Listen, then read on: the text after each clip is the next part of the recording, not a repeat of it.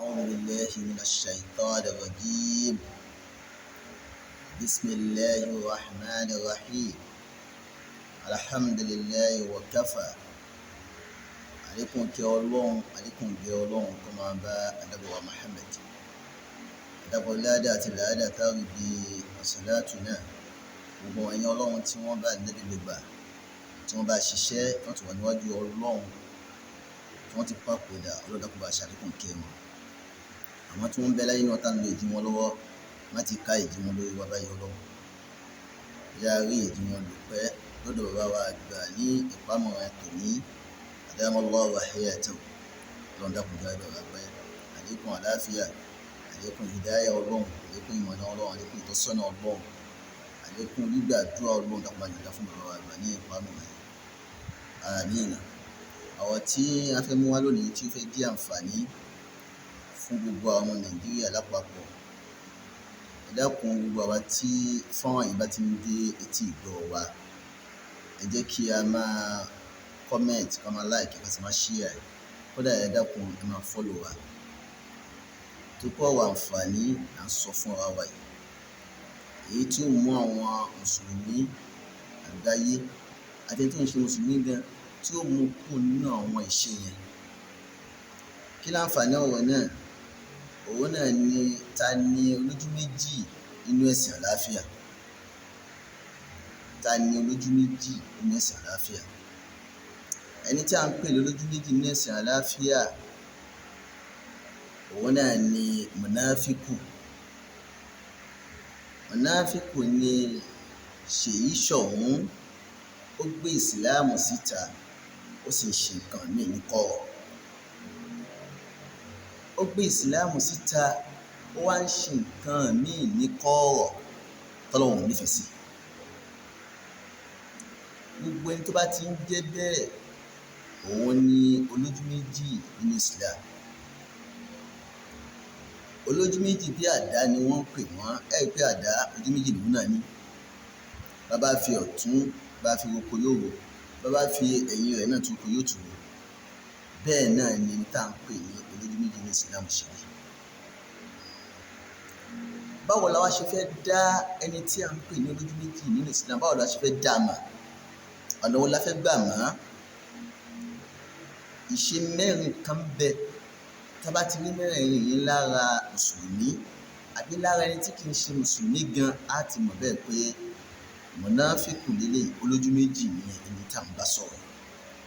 àfi kí ìyẹn tètè máa bẹ Ọlọ́run ká máa bẹ Ọlọ́run fún ẹni yẹn Ọlọ́run bá wa yí padà. kí làkọ́kọ́ ìṣe náà? òun náà ni àdólè àbòsí. àwọn irinṣẹ́ tí mùnáfíkù tó kó dání tí ń bá ṣiṣẹ́ tí ń rán níṣẹ́ la fẹ́ sọ fúnra wa yìí. èyíkéyìí inú ẹ̀ tí wọ́n náà bá bìlọ́ǹgì sí tètè sákò ń bẹ̀. tó pé mẹ́rẹ̀ẹ̀rin tá a fẹ́ sọ yìí ikú ò gbọ́dọ̀ ká mọ́ mùsùlùmí òdodo ká máa sọ pé mọ́mìn olùgbàgbọ́ ikú ò gbọ́dọ̀ ká mọ́ wa lọ́wọ́. alákọ̀ọ́kọ́ òun ni àbòsí.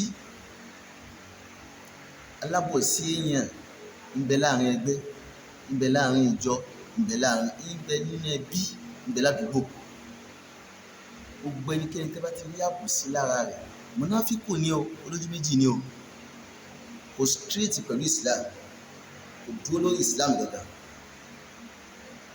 ẹlẹ́ẹ̀kejì òun náà ni alhasad kèéta. gbogbo ẹ̀dá tá bá ti rí kèéta lára rẹ̀ olójú méjì ló wẹ̀ nìyẹn. ẹ jẹ́ àtètè máa bẹ Ọlọ́run á gbọ́dọ̀ sá fún wọn ká máa bẹ Ọlọ́run fún wọn kó lọ́n bá wà yí wọn padà.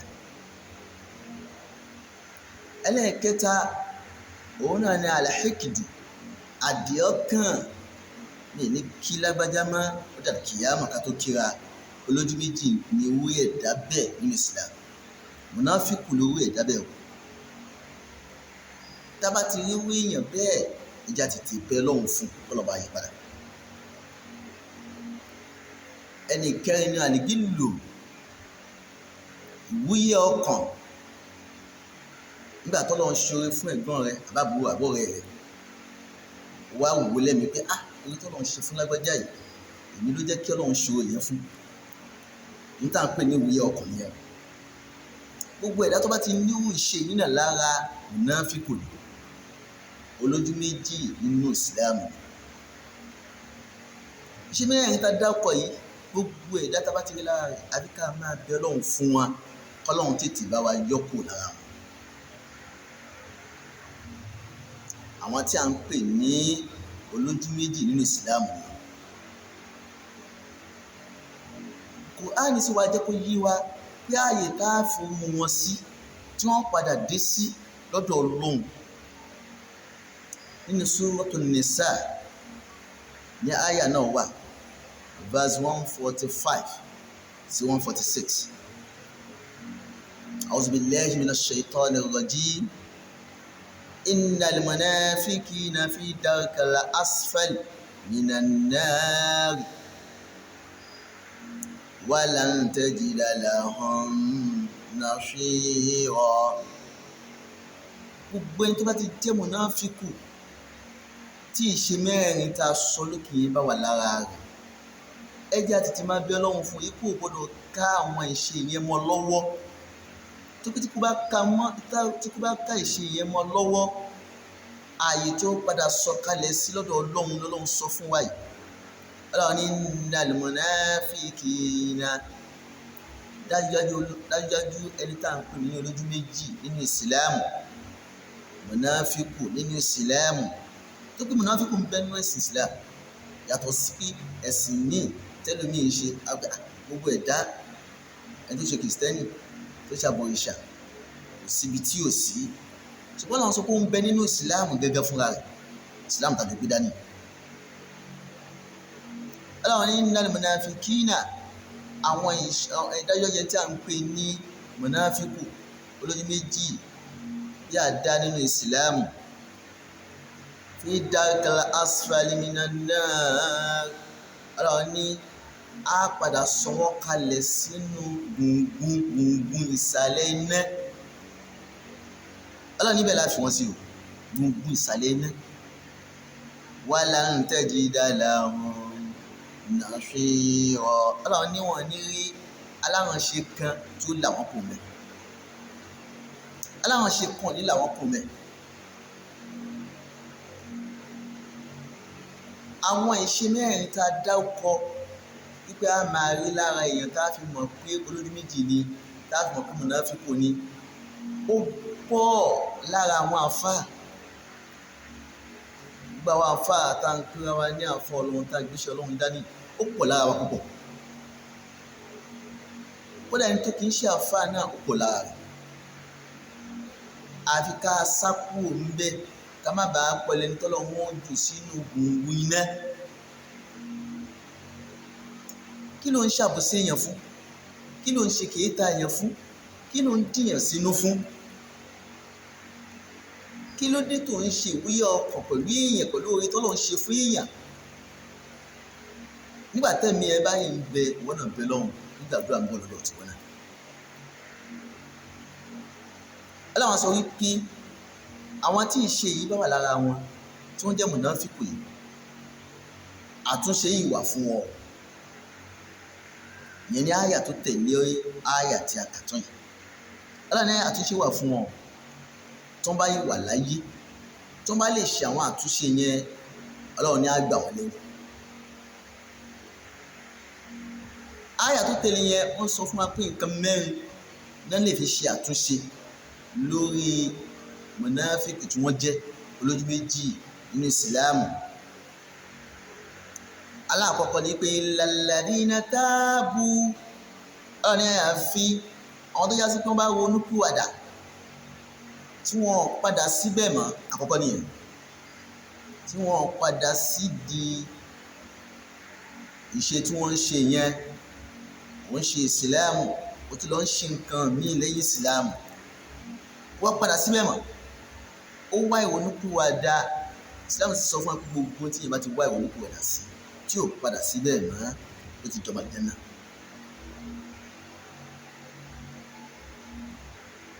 Ẹlẹ́ẹ̀kejì ní pé wà á ṣílẹ̀ ó tún wá ń ṣe àtúnṣe lọ́dọ̀ àwọn tí ó ṣe àbòsí rẹ̀, lọ́dọ̀ àwọn tí ó ṣe kèéta rẹ̀, lọ́dọ̀ àwọn tí ó dì sí nípò wọn ò ní kí láéláé, lọ́dọ̀ àwọn tí ó ń ṣe ìwúyẹ́ ọkàn pẹ̀lú wọn látara oore tọ́lọ́run ṣe fún wọn, ó ń ṣàtúnṣe lọ́dọ̀ gbogbo wọn. Ó dìde pé ẹ dákun ìwọ tí gbogbo ìjà tó wà nílẹ̀ ìjà parí ẹ̀, ìsìláàmù sọ bẹ́ẹ̀ fún wọn. tó ìsìláàmù sọ pé a gbọ́dọ̀ dira wa sínú Ànábì wa Muhammad sallallahu alaihi wasallam ẹ jẹ́ kí ẹ yé wa kọjá owó ọjọ́ mẹ́ta fawqa thalathi layali. ní tí Ànábì sọ yẹn ni pé ó ṣe é ṣe kó já sí pé ẹ̀ṣẹ̀ tí ó wà nílẹ̀ yẹn ó tóbi kọjá pé ìyẹn lè ní ìdáríjì lẹ́sẹ̀kẹsẹ̀.